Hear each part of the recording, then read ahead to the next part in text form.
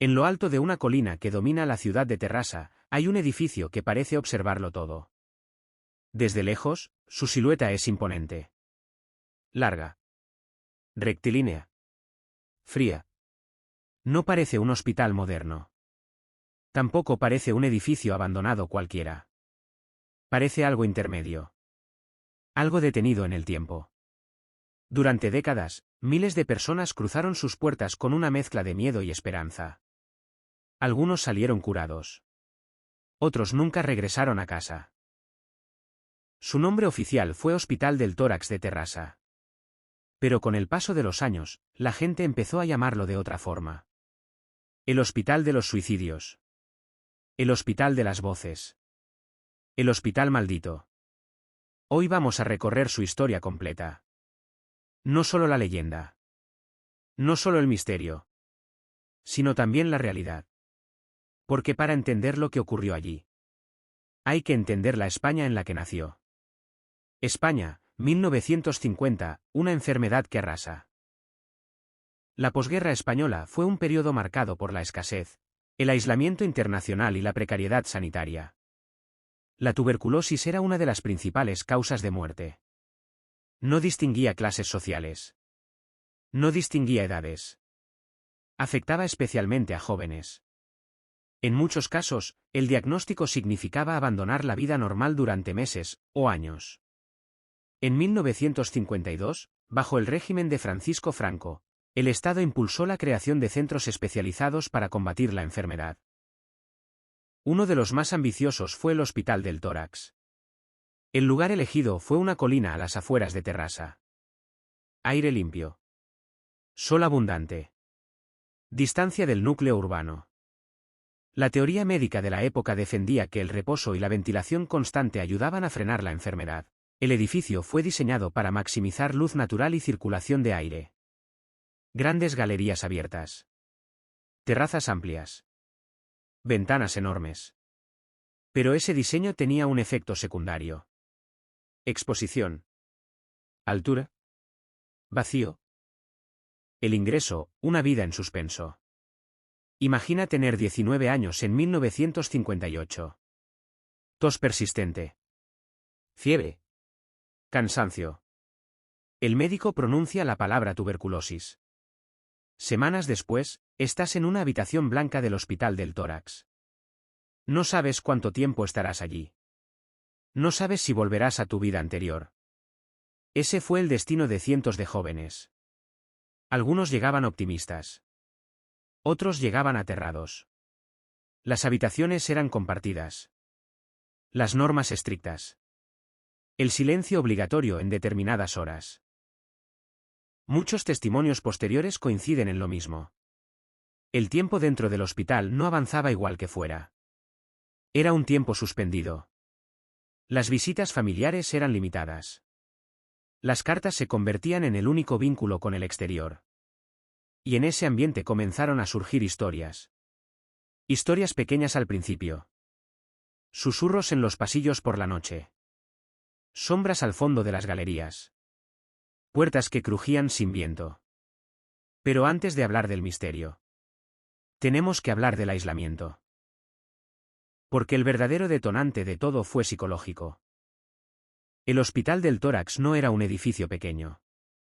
Tenía múltiples plantas, alas largas y simétricas, patios interiores y terrazas abiertas orientadas al sol. Desde fuera parecía moderno para su época. Desde dentro, podía sentirse interminable. Los pasillos eran largos, rectos, repetitivos. Esa repetición tenía un objetivo médico: organización, vigilancia, ventilación cruzada. Pero psicológicamente generaba otra cosa. Desorientación. Muchos pacientes afirmaron que, tras semanas ingresados, perdían la noción del tiempo. Los días eran idénticos. Las horas estaban marcadas por rutinas estrictas. Despertar. Revisión médica. Reposo obligatorio. Comida. Más reposo. Silencio nocturno. El tratamiento incluía colapsoterapia pulmonar en algunos casos, intervenciones dolorosas y largos periodos de inmovilidad. No todos lo soportaban igual. En la primavera de 1961, un joven de 22 años ingresó en el Hospital del Tórax. Había sido diagnosticado con tuberculosis pocas semanas antes. La primera noche que pasó allí la describiría años después como extraña. El edificio, enorme y silencioso, le pareció más un barco varado en la oscuridad que un hospital. Compartía habitación con otro paciente que tosía sin descanso. La tos resonaba en la habitación durante horas, como un recordatorio constante de la enfermedad. Pero lo que más le inquietó no fue la tos. Fue el sonido en el pasillo. Pasos. Lentos. Arrastrados. No parecían pasos decididos de una enfermera. No se detenían frente a ninguna puerta. Simplemente recorrían el pasillo. De un extremo al otro. A la mañana siguiente preguntó si alguien había estado vigilando esa ala durante la noche. La respuesta fue clara. Nadie recorría esa zona después de la medianoche. Durante las semanas siguientes, otros pacientes comentaron haber escuchado sonidos similares.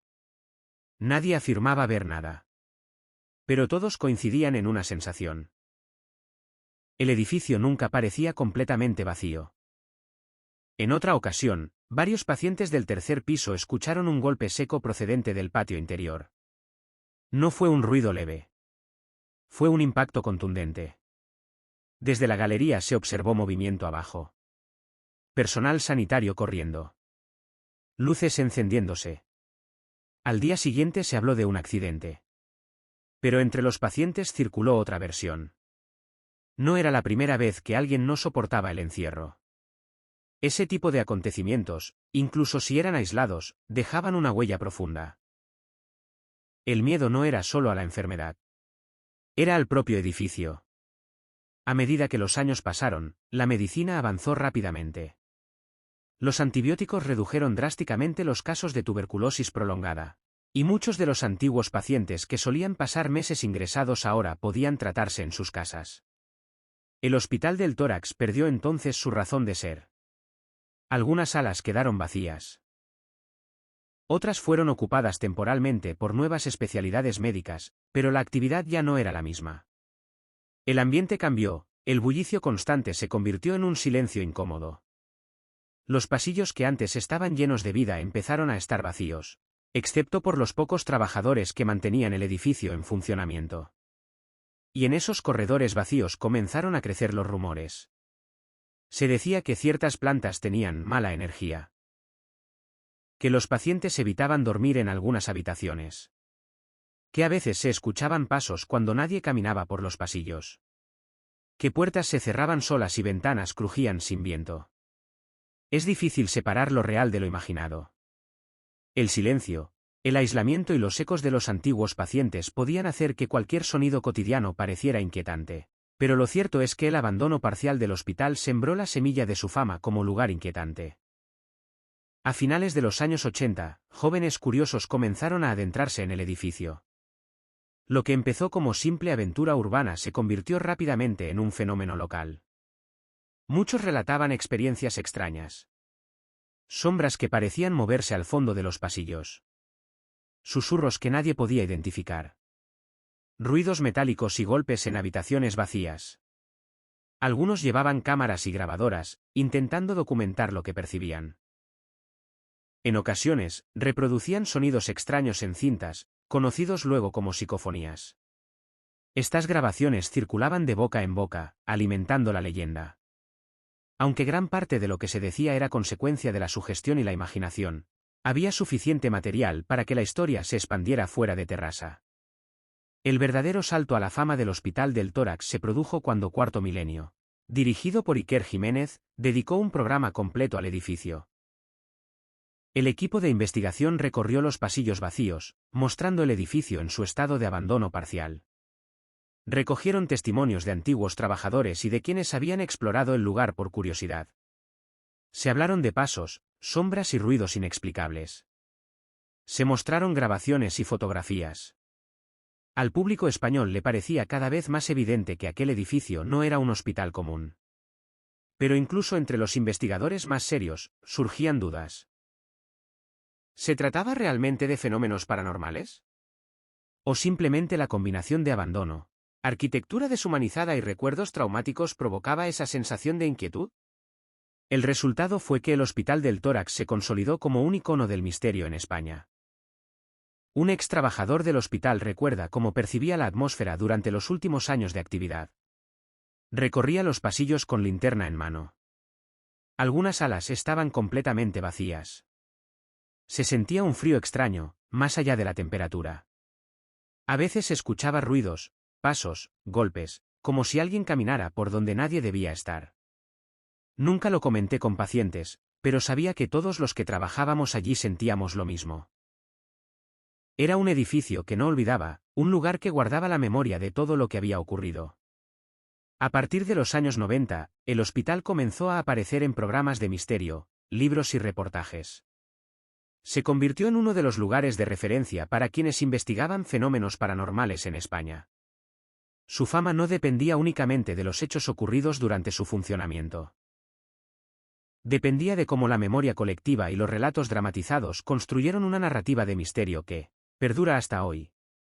El edificio pasó de ser un hospital de la tuberculosis a un icono de leyenda urbana. Un lugar que parecía susurrar historias del pasado a quienes se atrevían a acercarse.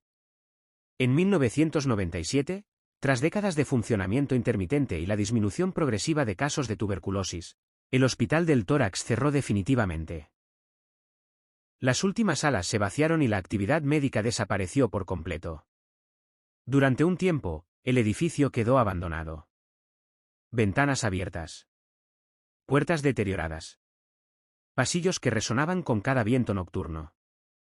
Este abandono alimentó aún más la leyenda. Los vecinos hablaban de luces encendidas por la noche, de sombras en las ventanas y de ruidos que nadie podía explicar. Los rumores comenzaron a circular a nivel nacional.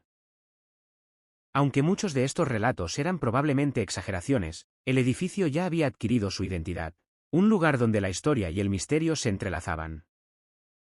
Años más tarde, el complejo del Hospital del Tórax fue parcialmente rehabilitado y se integró en el Parc Audiovisual de Cataluña. Algunas zonas se convirtieron en oficinas y estudios de rodaje, mientras que otras mantuvieron su estructura original. Quienes hoy trabajan en el edificio aseguran que, aunque no existen fenómenos sobrenaturales, la atmósfera sigue siendo especial. Los pasillos largos, las terrazas abiertas y los techos altos generan una sensación de amplitud. Pero también de reverberación y vacío.